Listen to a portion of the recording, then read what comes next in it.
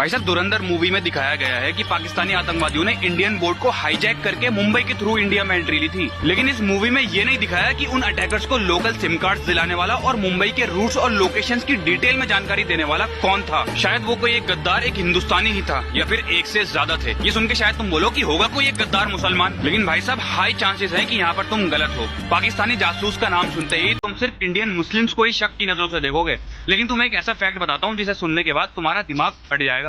पाकिस्तान का आईएसआई अपने intelligence task के लिए भारत में मुसलमानों से ज्यादा हिंदुओं को अपने जासूस के तौर पर रिक्रूट करता है। और ये मैं बिल्कुल नहीं कह रहा, ये इंडिया के national security adviser Ajit Doval का कहना है। 1947 से लेकर 2014 तक आईएसआई ने 4000 से ज्यादा हिंदुस्तानियों को रिक्रूट किया है, जिसमें मुसलमान 20% से भी कम थे। आईएसआई का लॉजिक एकदम सिंपल है, जो इंसान सबसे कम सस्पिशियस होगा वो उनकी रिक्रूटमेंट लिस्ट में सबसे ऊपर होगा। भैया पाकिस्तान एक मुस्लिम कंट्री है, और अगर इंडिया में कुछ भी गलत होगा तो सबसे पहले इंडियन मुस्लिम के ऊपर शक किया जाएगा। इसलिए जो नॉन मुस्लिम्स बड़ी पोस्ट पर रहकर पाकिस्तान के लिए जासूसी करेंगे उन पर बिल्कुल भी शक नहीं किया जाएगा, और उनके पकड़े जाने के चांसेस भी बहुत कम होंगे। और अगर 2014 के बाद बताऊं तो बहुत सारे इंडियंस पाकिस्तान के लिए जासूसी करते हुए पकड़े जा रहे हैं। अभी हाल ही में आदर्श कुमार इंडियन नेवी में रहते हुए पाकिस्तान के आईएसआई के लिए जासूसी करते हुए पकड़े गए थे। पिछले साल राजस्थान पुलिस ने प्रकाश सिंह को आईएसआई के लिए जासूसी करते हुए अरेस्ट किया था। और भाई साहब अब तो पाकिस्तान के आईएसआई ने बच्चों और औरतों तक को रिक्रूट करना शुरू कर दिया है, क्योंकि इन पर कोई भी शक नहीं करता। जनवरी में पंजाब से एक 15 साल का लड़का आईएसआई के लिए जासूसी करते हुए पकड़ा गया था। तो मेरे भाई, ये आतंकवाद की लड़ाई किसी एक धर्म की या एक जाति की लड़ाई नहीं है, ये हर हिंदुस्तानी की और हर एक इंसान की लड़ाई है। हम लोग जो ये आपस में बटे हुए हैं ना, इसका फायदा कोई दूसरा उठा करके ले जाता है और हमें और हमारे देश को एक बहुत गहरा जख्म दे जाता है। इस वीडियो के नीचे स्पाई कमेंट करोगे तो मैं कुछ लिंक्स तुम्हें डीएम कर दूंगा, जिससे तुम्हें आईएसआई के रिक्रूटमेंट के बारे में और ज्यादा डिटेल में पता लग जाएगा। बाकी कल फिर मिलता हूँ। जय हिंद।